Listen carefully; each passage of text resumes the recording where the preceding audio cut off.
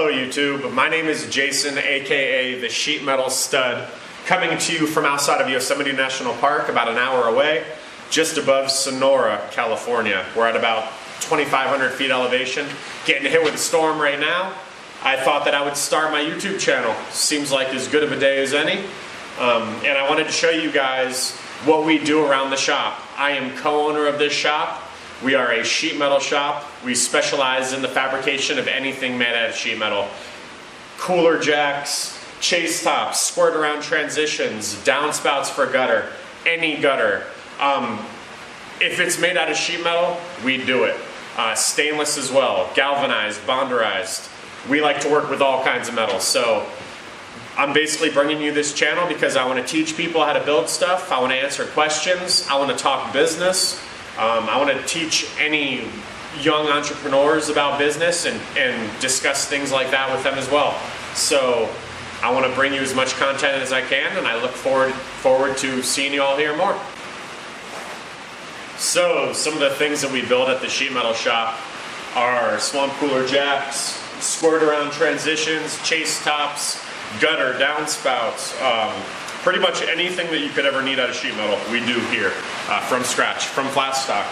So this right here is a cooler jack used for swamp coolers, also known as evaporative coolers.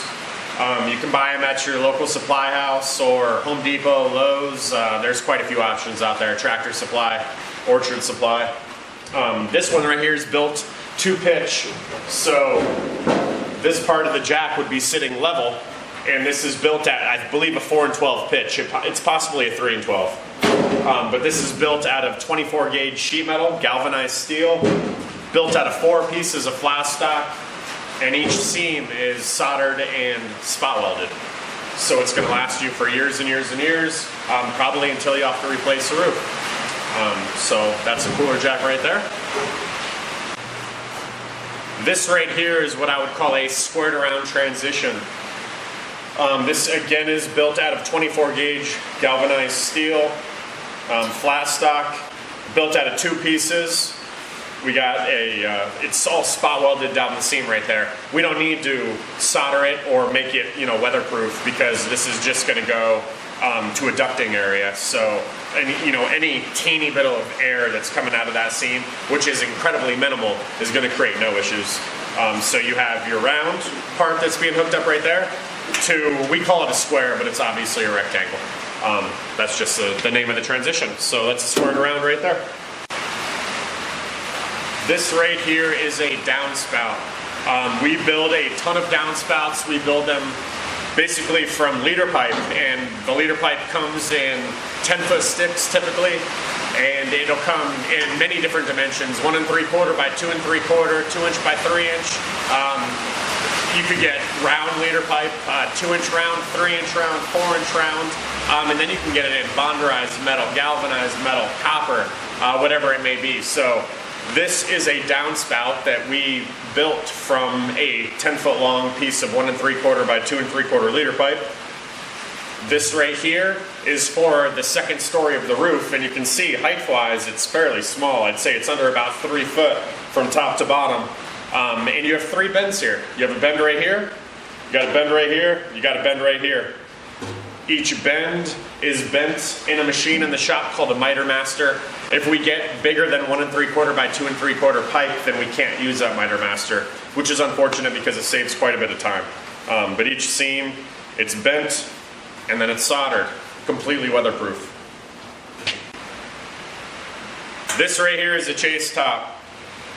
We build these to cap off the top of chimneys, and we are actually pretty slammed with these this time of year. It's January 16th, 2019. We're getting hammered with the storm right now. We're rated at about 2,500 feet elevation, roughly right here.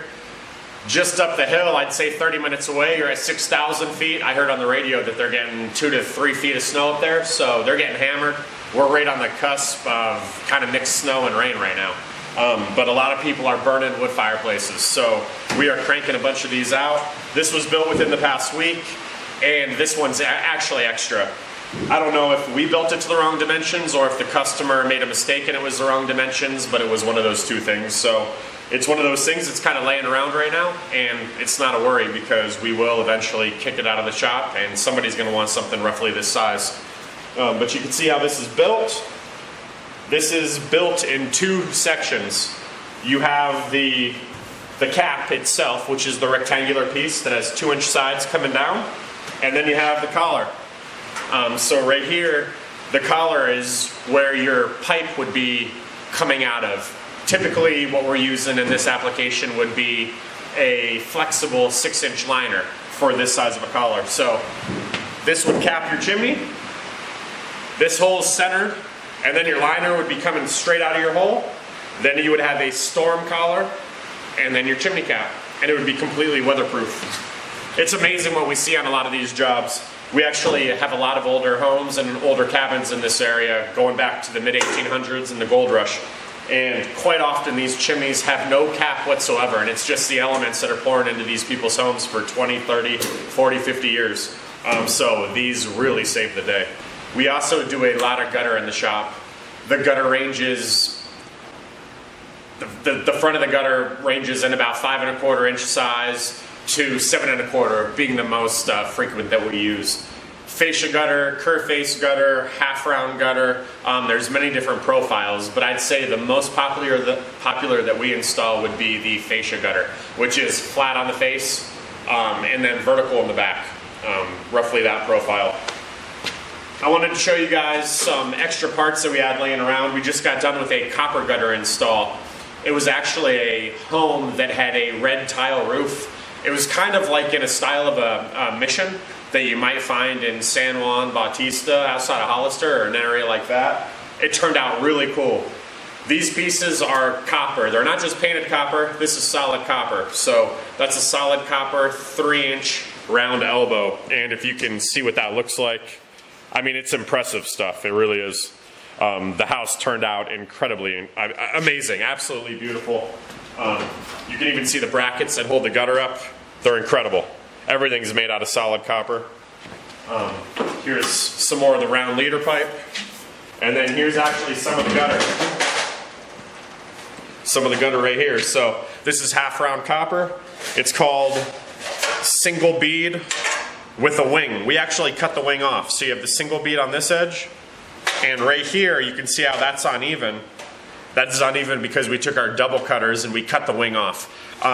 If you have a wing on and your roof is not super level, your wing's going to create issues because your wing is not going to want to bend with the roof line. And so we had to make a decision on site and cut that wing off, which is why that's cut. But the copper gutter it's absolutely beautiful. Another part of the business is wood stoves for us. We are a Kuma stove dealer. Kuma is an American-made stove, and they're based out of Idaho. I'm extremely proud to sell these things because they have the best warranty in the business, and gosh darn, they heat some homes. We have, we're moving a bunch of these right now. It's mid-January, it's crappy weather outside, and people want their wood heat. Down in the city, they're moving a lot of gas stoves and things like that, but up here, it's primarily wood. This right here is a Kuma Sequoia. I know that you can't get a super good look at it. I haven't busted it out of the pallet yet, and it's also under plastic, but this is the biggest stove that Kuma offers.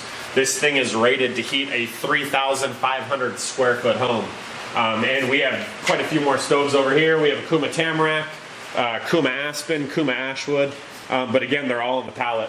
So it's kind of hard to see, but why don't you follow me out here? We're remodeling our showroom. So it's a little in shambles out here, but you can actually see some stoves unwrapped.